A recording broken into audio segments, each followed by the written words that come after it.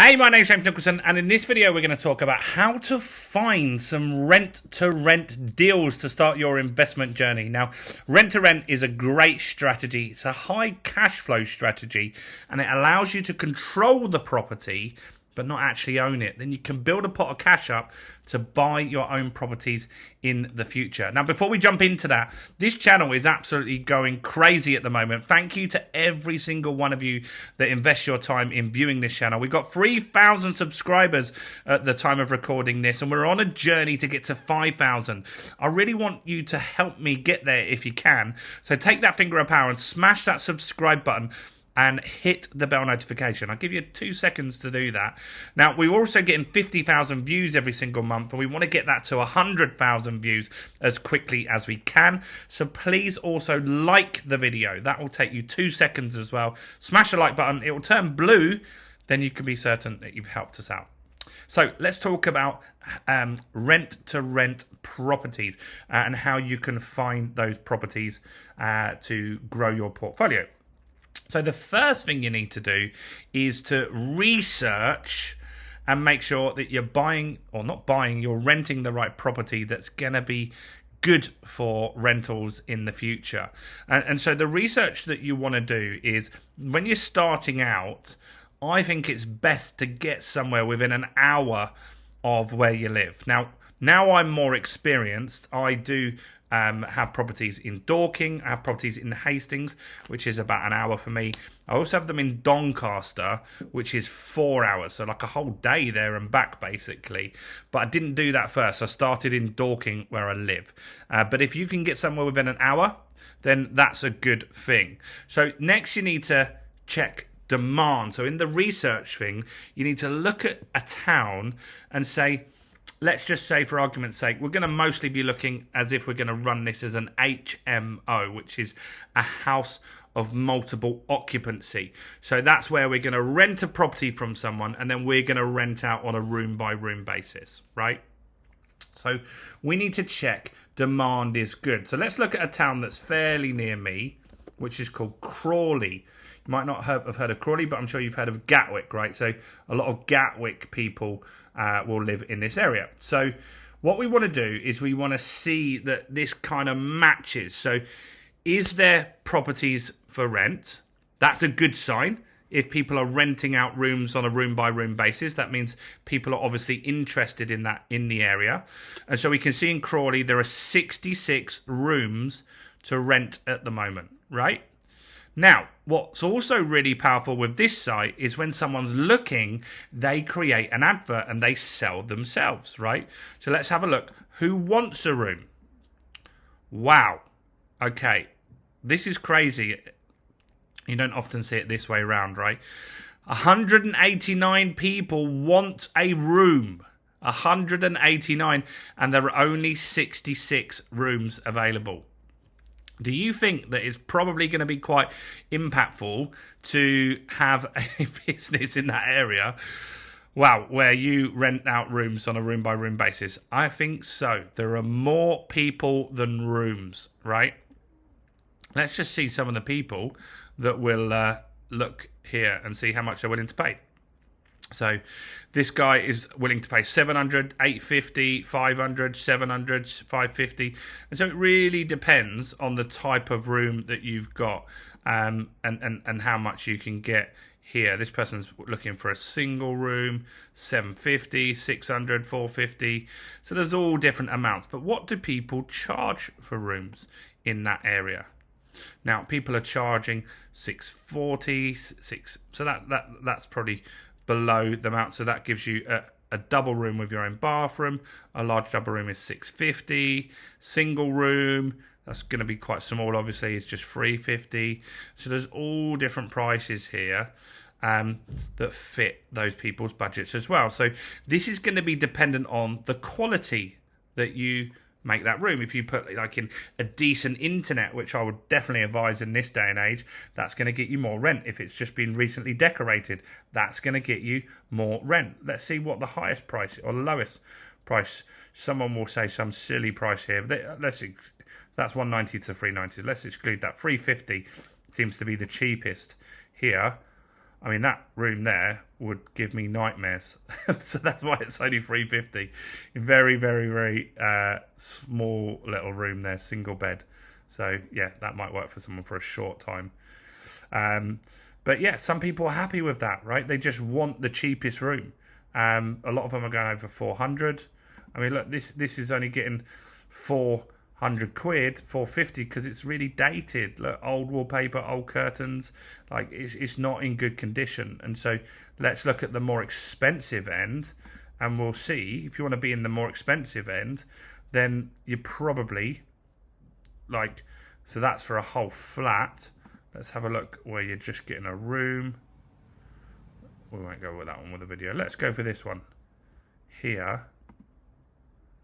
You can see, look, that's nicely decorated. Bit of space there as well. It's not too claustrophobic. So that's what people get when they pay more. That's nice property, nice clean bathroom. That's important to people as well, right? So that's interesting, right? And so we can see that very quickly, if we wanted to do Crawley, that could be your area. If you live near Crawley, then this works.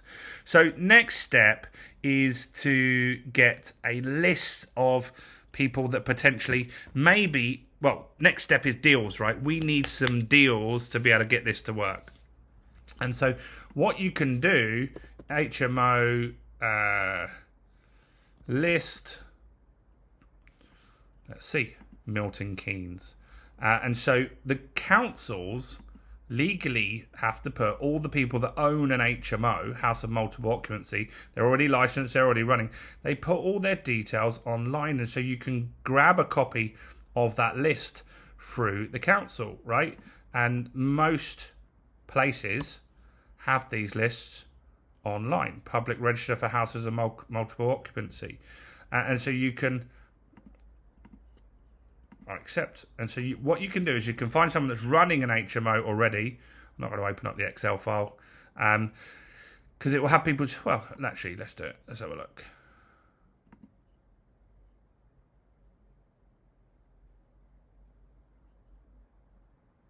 This will have all the people that own HMOs in Birmingham, and it's got all their address details, who the person is, and where they live, right? Because you want to send potentially a letter to them. Now, all of these people that run HMOs, some of them are just tired of this, right? They've just done it for so long, they don't want to do it anymore, and maybe they just want someone to run it for them. So maybe you could agree a lower rent, and you could run that HMO for them. That could be another option. So that's one way to find deals. Next is to look on Gumtree. Right, so if you look on Gumtree,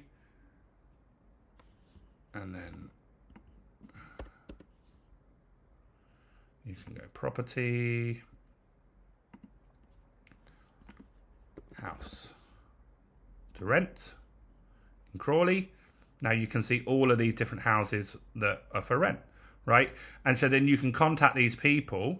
Is there any bigger properties? Okay, so this one's 5-bedroom, but it rents for £4,000, so that's a bit high.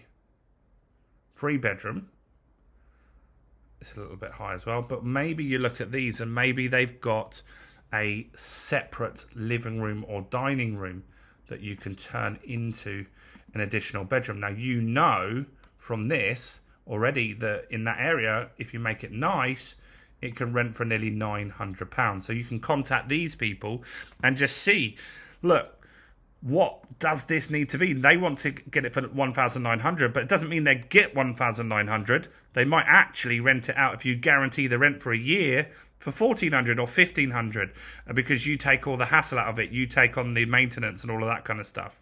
Another way to find deals is through estate agents as well. So start building relationships and rapport with estate agents.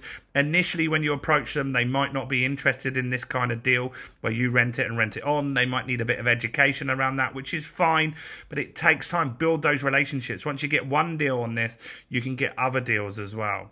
Now, the next step is that you've got to know your numbers, right? So you've got to know, okay, if I was to take on this property here, this 3-bedroom property, I'd need to work out from spare room what realistically am I going to get as rent for that. And then you need to work out what could you afford to pay this landlord. Just because they're asking for 1,900 doesn't mean it's worth 1,900, does it?